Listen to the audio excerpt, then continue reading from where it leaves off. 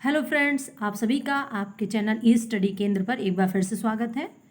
आज मैं एक बार फिर से आपके लिए प्रैक्टिस सेट होम साइंस का लेकर हाजिर हूँ। इस प्रैक्टिस सेट में जो हम लोगों ने आज टॉपिक लिया है, वह टॉपिक आपके विभिन्न होम साइंस के होने वाले विज्ञान जो परीक्षाएं हैं उनके लिए महत्वपूर्ण है।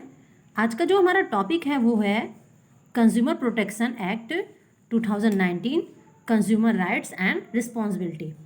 तो जैसा कि आप सभी को पता है कि एक उपभोक्ता कौन होता है, तो वह व्यक्ति जो अपनी आवश्यकताओं की संतुष्टि हेतु वस्तुओं एवं सेवाओं का उपभोग करता हो, वह उपभोक्ता होता है।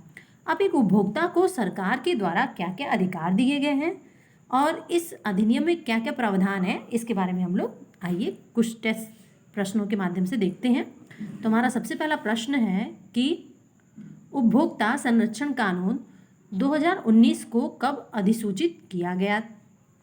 9 अगस्त 2019 को, 3 अगस्त 2019 को, 4 अगस्त 2019 को या 5 अगस्त 2019 को? तो यहाँ पे हमारा ऑप्शन नंबर ए सही हो जाएगा।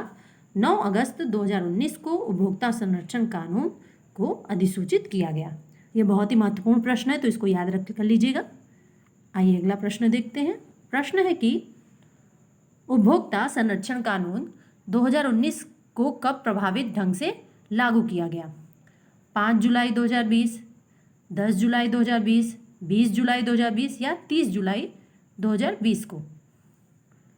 तो यहाँ पे हमारा जो उत्तर है यह ऑप्शन नंबर हमारा सी सही हो जाएगा।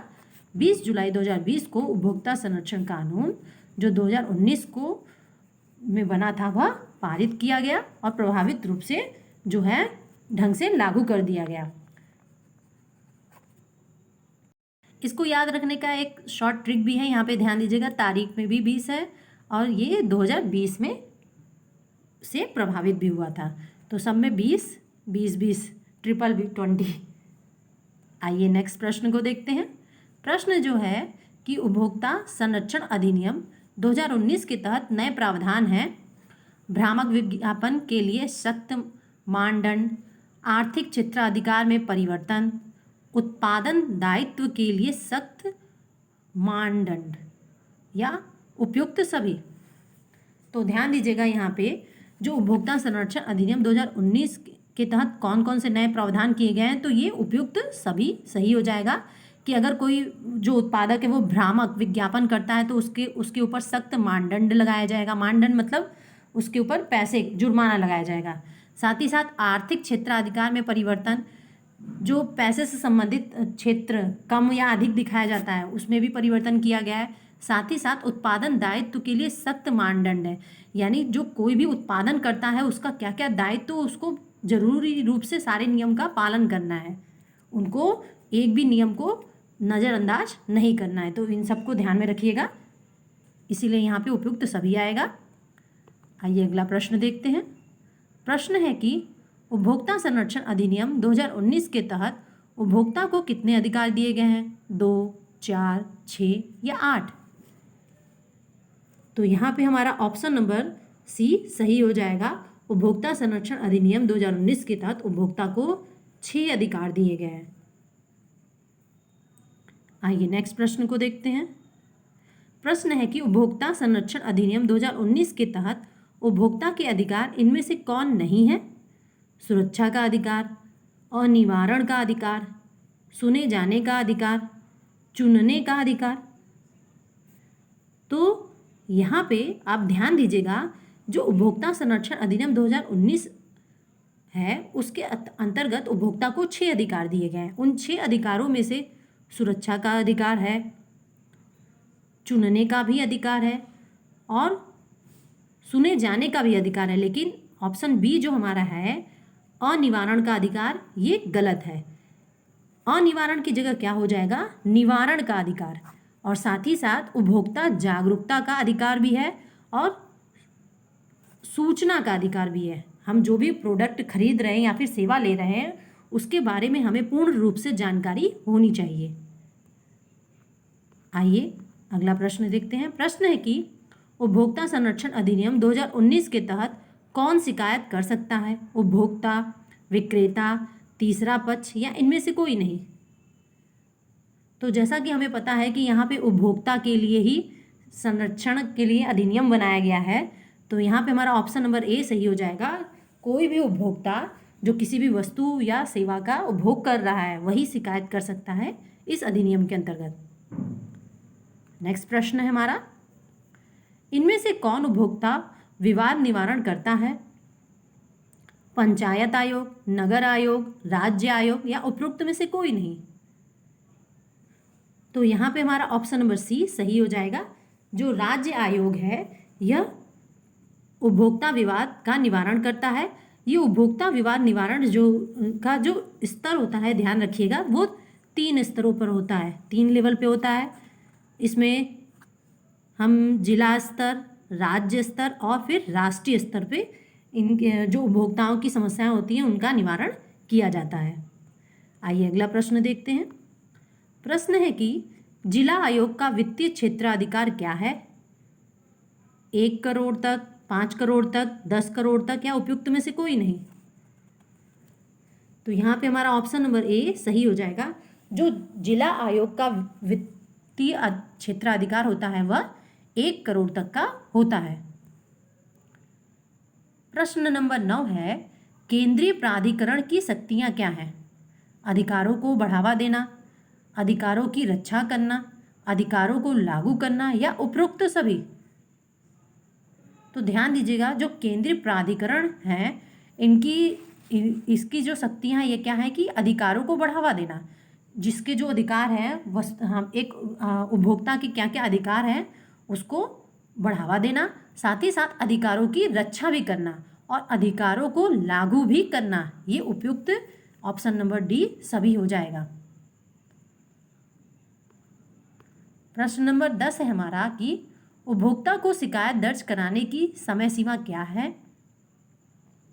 1 वर्ष के भीतर, 2 वर्ष के भीतर, 3 वर्ष के भीतर या 4 वर्ष के भीतर? तो यहाँ पे हमारा जो है ऑप्शन नंबर बी सही हो जाएगा। ध्यान दीजिएगा, किसी भी वस्तु और सेवा के उपभोग करने पर अगर आपको उससे संबंधित कोई शिकायत है तो वह आप 2 वर्ष के भीतर शिकायत दर्ज करा सकते हैं। ये इसकी समय सीमा है। और आप कहाँ दर्ज करा सकते हैं? तो मैंने जो अभी 3 उपभोक्ता निवारण जो क्षेत्र है 3 स्तरों पे बताया। पहला जो है डिस्ट्रिक्ट, स्टेट और फिर नेशनल लेवल पे, इन तीनों लेवल में से किसी में आप जाके शिकायत दर्ज करा सकते हैं। आइए अगला प्रश्न देखते हैं। प्रश्न है कि क्या आयोग के पास शिकायत दर्ज कराने के लिए कोई शुल्क है? हाँ, नहीं पता, हो सकता है। तो यहाँ पे हमारा ऑप्शन नंबर ए सही हो जाएगा। हाँ, आयोग जो है शिकायत दर्ज कराने के लिए शुल्क लेती है। ध्यान दीजिएगा कि सरकार के मैक्सिमम जो विभाग हैं वो कुछ ना कुछ कार्य करने के बदले में आपसे शुल्क तो चार्ज करेंगे ही। अब यहाँ पे ये जो प्रश्न है यह आपके परीक्षा में पिछले साल आ भी चुका है, तो इसको ध्यान में रखिएगा, इम्पॉर्टेंट प्रश्न है। नेक्स्ट प्रश्न है, उत्पादन स्वयं क्षतिग्रस्त हो जाता है तो क्या उपभोक्ता मुआवजा का दावा कर सकता है? हाँ, नहीं, हो सकता है। तो ध्यान दीजिएगी, अगर आप कोई चीज़ खरीद कर लाते हैं और वह वस्तु एक निश्चित समय तक उपभोग करने लायक ही रहती है और आप भूल जाते हैं और वो चीज़ खराब हो गई, तो अब वो वस्तु जो खराब हुई है वो आपकी वजह से, आपकी लापरवाही की वजह से खराब हुई, आपने उसका उपभोग नहीं किया, तो अब आप उसके लिए दावा कैसे कर सकते हैं? तो यहाँ पे हमारा क्या हो जाएगा? ऑप्शन नंबर बी हो जाएगा, नहीं। क्योंकि उदाहरण के लिए आप दूध को देख लीजिए, एक निश्चित समय पश्चात दूध खराब हो जाता है, तो अब उस दूध को आप पुनः यूज़ तो कर नहीं सकते, उसको फेंकना ही पड़ेगा और उसके मुआवजे के लिए दावा भी नहीं करेंगे। तो वीडियो अगर आपको अच्छा लग रहा हो तो लाइक ज़रूर से करिए और अपने फ्रेंडों में भी हमारे वीडियो को शेयर करिए। और अगर आपने अभी तक हमारे चैनल को सब्सक्राइब नहीं किया है तो सब्सक्राइब कर लें ताकि आपको होम साइंस से रिलेटेड वीडियो मिलते रहे। आइए नेक्स्ट प्रश्न को देखते हैं। प्रश्न है कि निम्नलिखित में से कौन उपभोक्ता संरक्षण के तरीके और साधन हैं? व्यवसाय द्वारा स्वयं नियमन, स्वनियमन, व्यावसायिक संघ द्वारा, सरकार या उपयुक्त सभी? तो यहाँ पे जो हमारा ऑप्शन है, ऑप्शन नंबर डी सही हो जाएगा। जैसा कि प्रश्न में पूछा है कि निम्नलिखित में से कौन उपभोक्ता संरक्षण के तरीके और साधन है, तो यहाँ पे व्यवसाय द्वारा स्वनियमन के माध्यम से, व्यावसायिक संघ द्वारा भी और सरकार के द्वारा भी, इन सभी के माध्यम से जो उपभोक्ता के संरक्षण का तरीका है और साधन है। ध्यान दीजिएगा।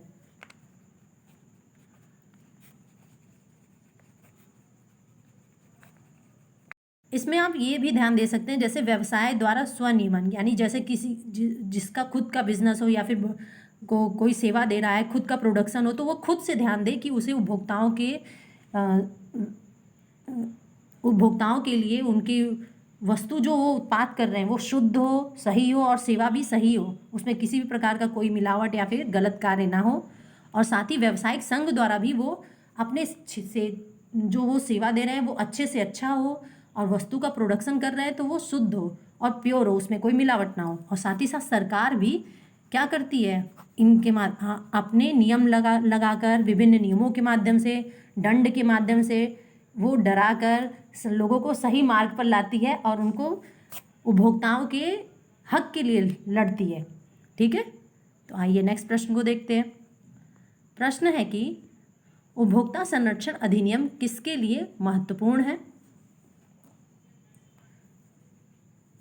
यहाँ पे all goods and service, movable goods, immovable goods, movable goods, या फिर select all goods and service. तो यहाँ पे हमारा जो है ऑप्शन नंबर ए सही हो जाएगा।